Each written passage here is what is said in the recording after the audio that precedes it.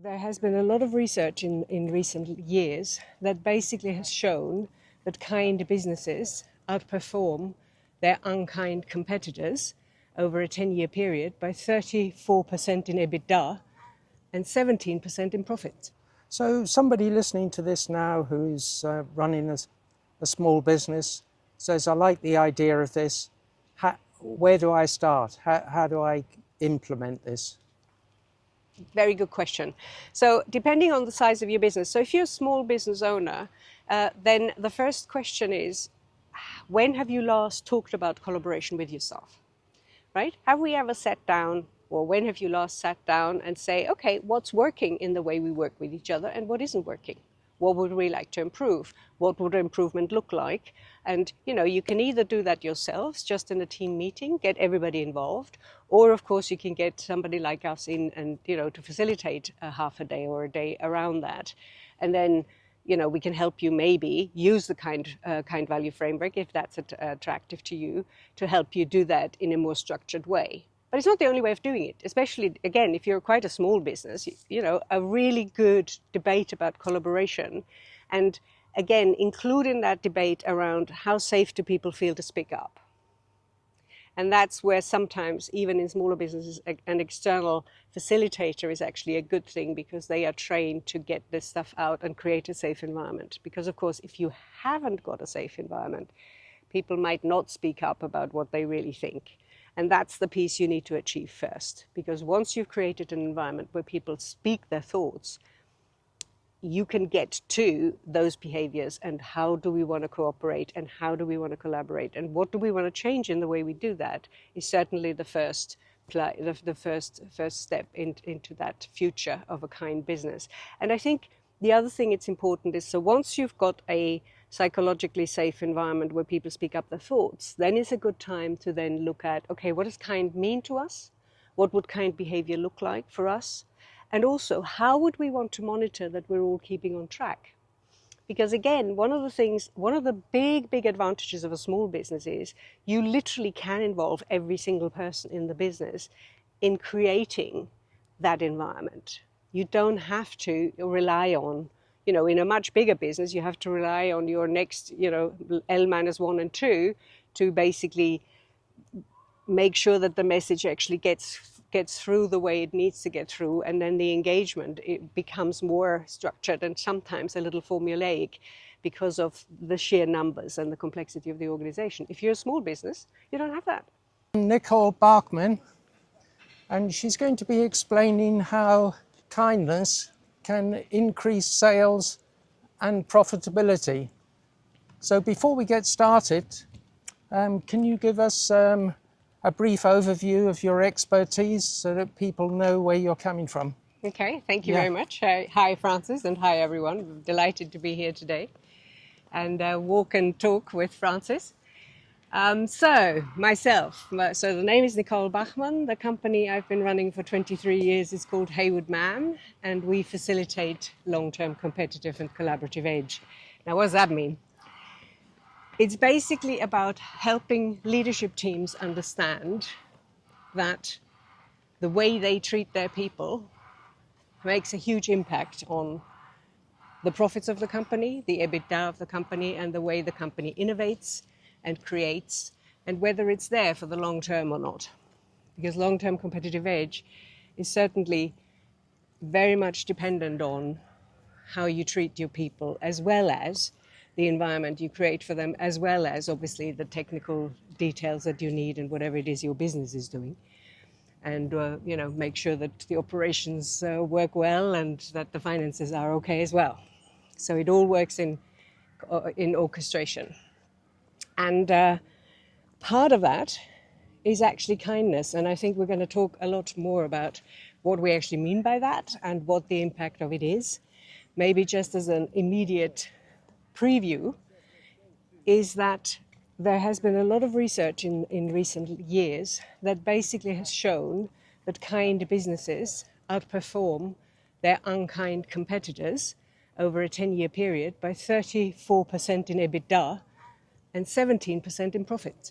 Wow. So it's not the first thing that comes to mind. So therefore, for me, One of the things I always enjoy is when people say, when I talk to them about we help businesses find or understand that kindness is a superpower in business, a lot of the time I get the reaction, oh yes, we must think more about being kind and less about profits. Well, actually, it's not true. We don't have to do that at all. We can actually think about being kind because profits will follow. Yes. And obviously, we don't want that to be the reason for the kindness. At the same time, it's nice because businesses need to make profits, otherwise they cannot do what they're supposed to do, and they can certainly not provide livings for people and, you know, support the community. People have different ideas about kindness and what it means to them. Can you explain what kindness means in this business context? Yes, thank you, Francis. It's a very important question because the biggest misunderstanding we find very often that people misunderstand kindness for niceness. Yes. No, we all want to be nice or to be perceived to be nice, but of course, actually, it might not be such a good idea to be nice all the time because niceness actually avoids things. If I want to be nice to you, I might not give you the difficult feedback, or I might not have the difficult conversation or challenge your ideas, which might not be what we need as a business at the moment, because I'm worried about how that makes you feel and I'm worried about how you react to that, and that makes me uncomfortable.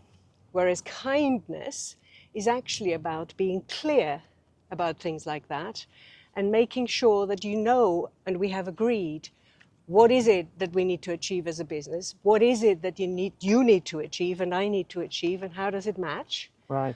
And how do we actually make sure that everybody in the business knows? So one of the things that is very important to understand is kind is clear and unclear is unkind. Right. Yeah, very important distinction there. And so the other thing that is around kindness, it's not about creating what we call artificial harmony in the business. Artificial harmony is when everybody pretends to be friends and everybody says, oh, we're all such good friends, we're like a family. Now, we all know from our own experience, families are not always that comfortable and they're not always, you know, nice to each other. Sometimes we fall out, sometimes we have arguments, sometimes stuff happens that you do that I'm unhappy with, that I do that you're unhappy with. Yes. And unless we have the quality of the relationship where we can speak our authentic truth about that, where you feel comfortable enough and safe enough to say what you really think to me, and the same the other way around, the quality of the relationship would deteriorate, because artificial harmony usually leads to breakups, whether it be in business or in private relationships, because we're actually not talking about anything that really matters anymore. And so kindness in business is also about making sure that you know I care, and at the same time, you also know here's a challenge, but I'm challenging you by ensuring that your dignity is intact. I'm respecting you and your views, and we can have a robust debate where we both at the end feel okay. Yes. Now, the other thing that's quite important about a kind business is that we create connections that are real. And it doesn't matter whether you're talking about your internal stakeholders, your external stakeholders. So it could be your clients, it could be your suppliers, it could be your community. And it's, of course, also the people that work within the business and across functions. We need to help them connect on a real way. And again, that quality of the relationship needs to be there for them to be able to do that. So psychological safety plays a very big role in this, because unless I feel safe enough to speak up, and I know that even if I make a mistake or say something that isn't okay or that isn't right, we can still find a way through it, and we can actually find a way past it, I won't actually speak up. And the other piece that's very important in all of this is recognition. Because again, it's so easy to focus on learning from mistakes, isn't it? And that is very, very important. We all know that. And at the same time, we also need to understand our successes, and we need to learn from those. And we need to help people feel that they are recognized for their successes. So we need to understand, this was a fantastic contribution, Francis. And this is specifically what I liked about it. And this is how it helped us achieve the strategy. Or, thank you for showing up today, because I know you've had a very difficult time with your family at home, but you showed up and you made the client meeting anyway, and we really appreciate your effort on that, or whatever it might be. So when we're talking about the KindValue framework, which is something we in the KindHive have developed, then we're talking about 4 pillars. Okay. Pillar 1, clarity, as we said earlier. Right. Clear is kind, unclear is unkind. Yeah. Pillar 2, care, genuine care, not, let's get the ice cream van on a Friday, however nice that might be. Right. If in the everyday I don't treat you with respect, or I don't recognize your contribution, or I don't recognize your ideas, or I don't hear your voice, the ice cream van isn't going to sort it. Pillar 3, recognition. Right. Recognize everybody's contribution and recognize how that contribution makes a difference to us achieving our strategy. And pillar 4, can't count.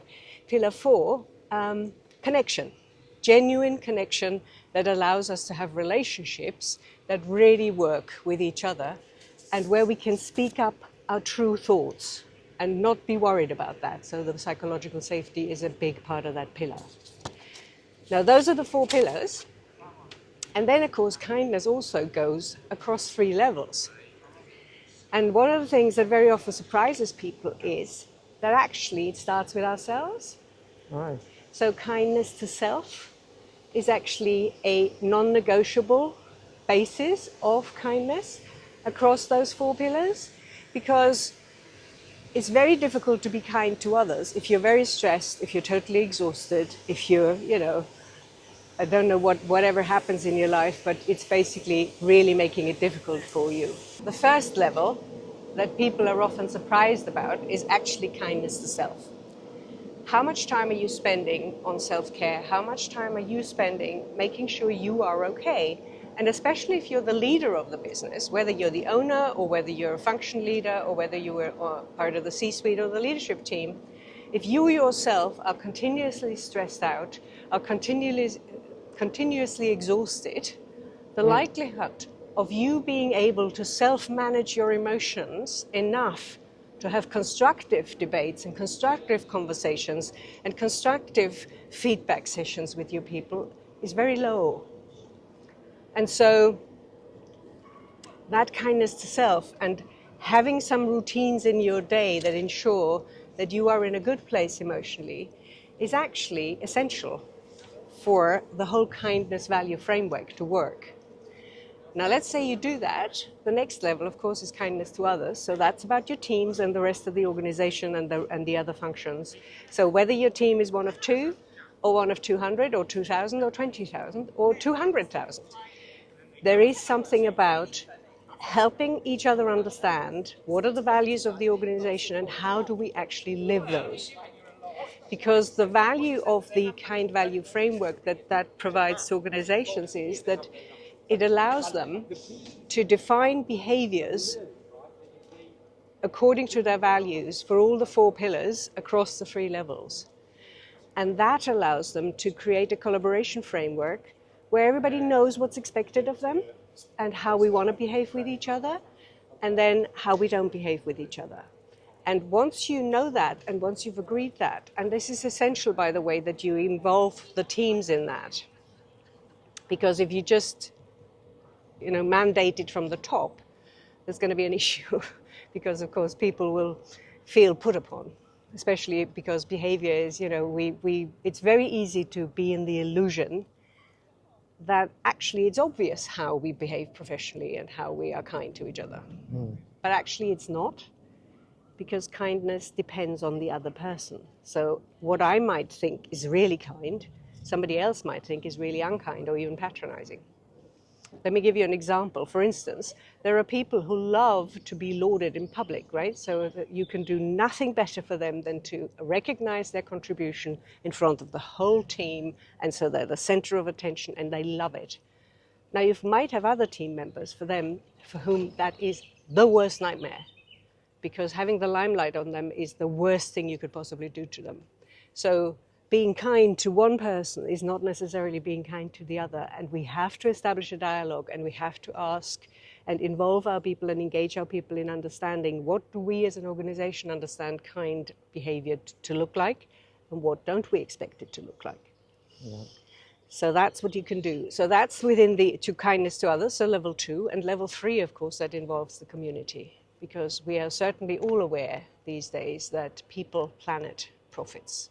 Unless the three come together, we might not be there forever. So we certainly want to make sure that also we recognize the contribution that our organization makes in the community. And it doesn't matter whether we're a tiny organization or even a one-man band, we have an influence and an impact on the community. And of course, the bigger we get, the bigger that impact is. Yeah. So those are the different elements of the KindValue framework that would help you understand how you have to behave as a business. Can you speak about some of the results companies have achieved? Yeah.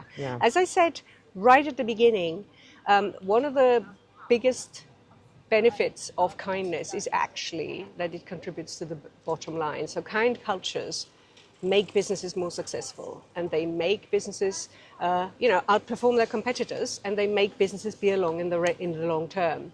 So part of that is around EBITDA. As I said right at the beginning, kind businesses outperform their unkind competitors by 34%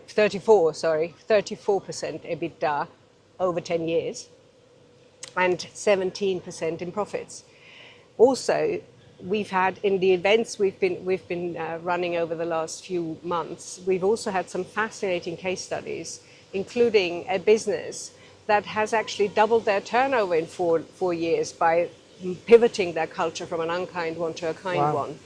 And so from 700 million, they doubled their turnover to 1.5 billion.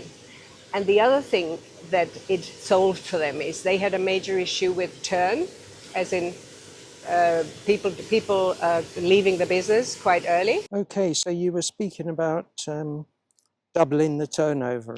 Exactly, yes. One of the case studies we came across in one of our events, which was a huge joy for us, of course, because it's always wonderful to have somebody in the room who proves everything you say to people. And so basically they doubled their turnover within 4 years by pivoting from being a not so kind business into a kind business. And that they went from 700 million to 1.5 billion. So that's not, to be sniffed at in 5 years.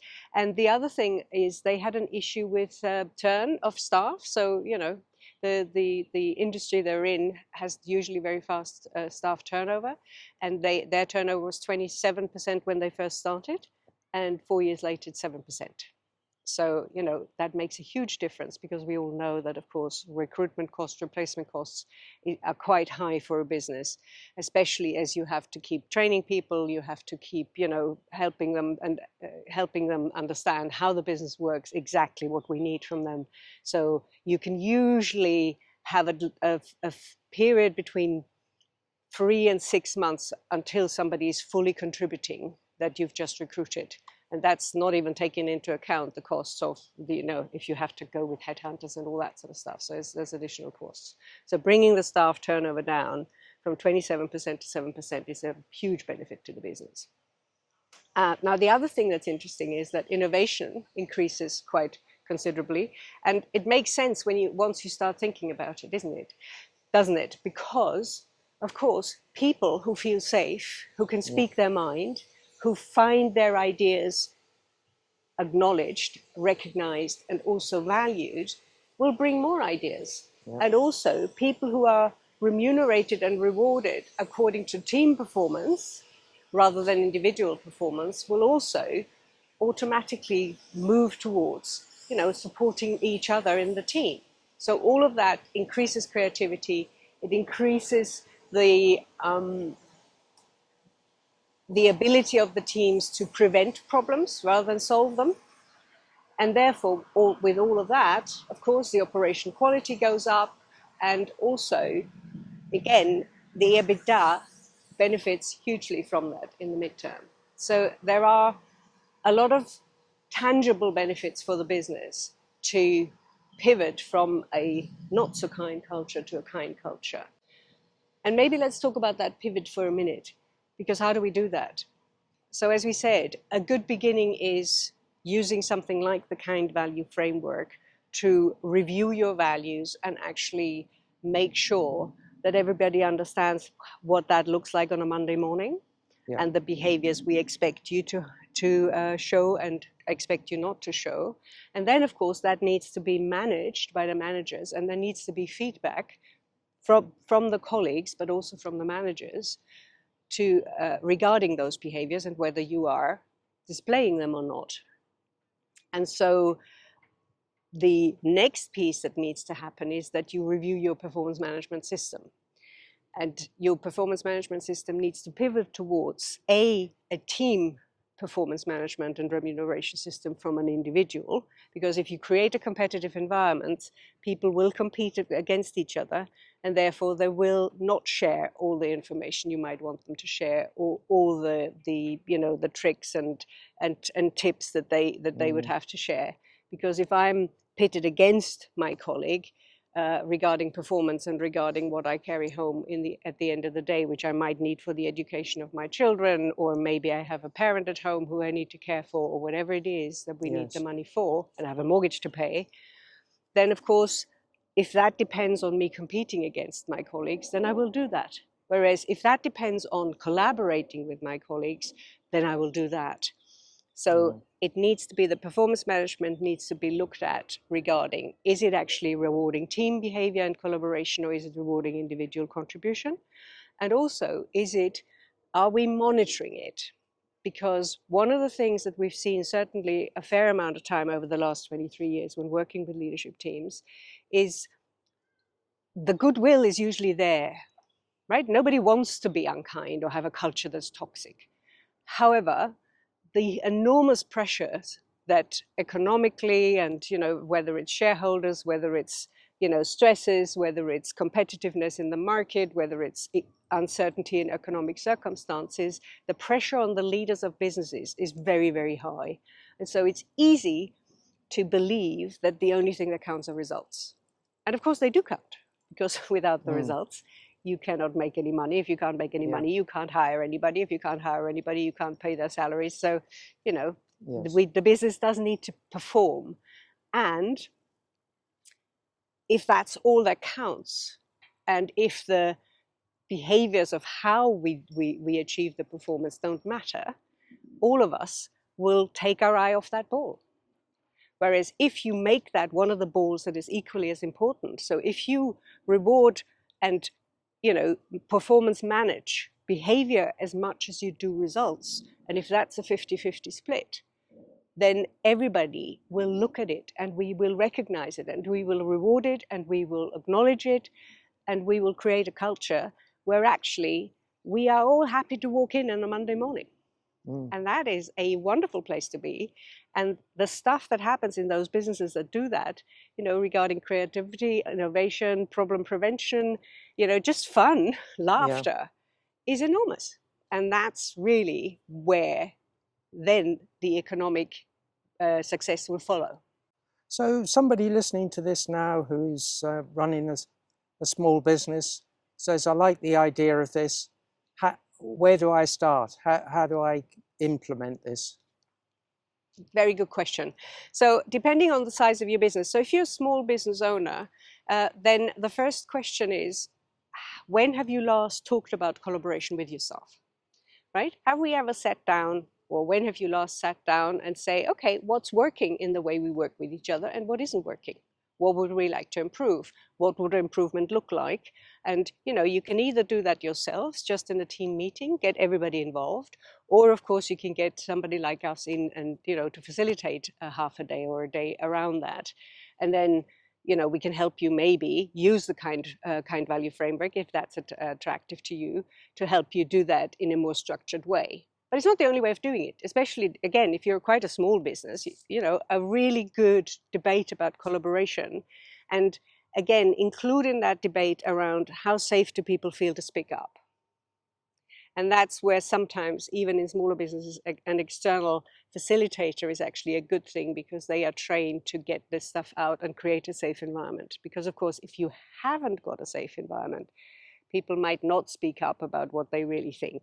And that's the piece you need to achieve first. Because once you've created an environment where people speak their thoughts, you can get to those behaviors and how do we want to cooperate and how do we want to collaborate and what do we want to change in the way we do that is certainly the first step into that future of a kind business.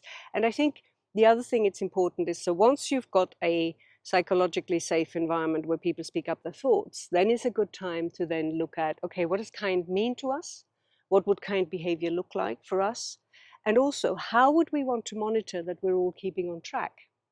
Because again, one of the big advantages of a small business is you literally can involve every single person in the business in creating that environment. You don't have to rely on, you know, in a much bigger business, you have to rely on your next, you know, L-1 and 2 to basically make sure that the message actually gets through the way it needs to get through, and then the engagement, it becomes more structured and sometimes a little formulaic because of the sheer numbers and the complexity of the organization. If you're a small business, you don't have that. You can literally sit around the table. The piece that's non-negotiable is you need to invest time in it.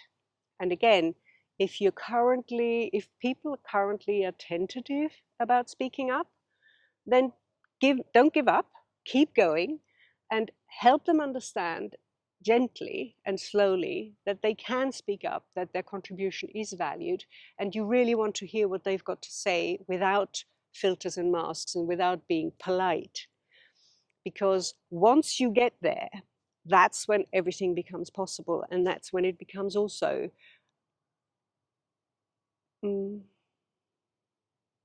what's the word I'm looking for? It becomes possible to implement, I suppose. If we're talking about strategy and culture, yes. You know, it lives only if we behave accordingly every day. Yeah. If we put it on posters, however beautiful the posters are, if we don't do it every day, because culture is not something you can talk about, you have to live it. Yeah.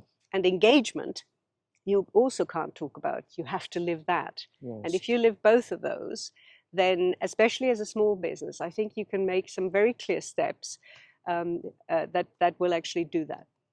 Yes, the affirmations are important, but you have to put the affirmations into practice, don't you? Absolutely, yeah. Absolutely. I mean, if what you say and what you do are not congruent, I will always believe what you do rather than what you say. Yeah. Because that's my experience. Yeah. And my experience will teach me what is it that you really mean, whatever you say. Yeah. And that's what I meant, you know, earlier when I was talking about the fact that some people get sidetracked by the need to deliver results to make it the only focus. And if that's the only focus, then whatever you talk about how important values are here, how important, you know, kindness is in our business, it will only count once we're done with the results. And so therefore it becomes unimportant because your behavior makes it unimportant. So leadership behavior is an essential indicator of whether you mean it or not. Yeah, yeah. It's the same, for instance, small piece. If you talk about respect a lot and, you know, I really respect your opinions and all of you, and then every time I've got something to say, you cut me off. Yes. Because you become impatient because I'm a little bit long-winded or whatever. Sure, yeah. You know, that's not respectful. No. Because you won't even let me finish. So therefore, whatever you say about respect, I will not believe you. So it's those small details. And actually, as leaders, we have a lot of control over those. And we need to constantly be aware of the fact that our behavior gets amplified. Because whether we are aware of it or not, we are being watched. Not in a nasty sense, yes. But, you know, we're much more visible than the people that work for us. Yeah. Because everybody immediately recognizes, oh, it's the boss who says it. Exactly. Yeah. And if she means it, you know, if she says it, it has more weight. Yeah. And so from that point of view, it's really important to understand that. And once you understand that, and once you are aware that I see you even though you don't know I see you. So, even if you're very friendly to me, if I see you treat a colleague not very nice because you think nobody's looking and you're really frustrated with them, that counts. And therefore, I will not believe your kindness to me because you've just been unkind to somebody else. Exactly, yeah. And the interesting thing is, on kindness as well, that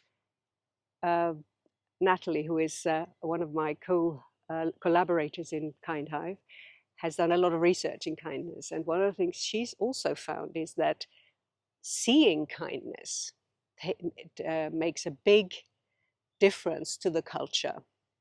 Because when I see it regularly, I expect it. And that then means also for me that I expect it of myself.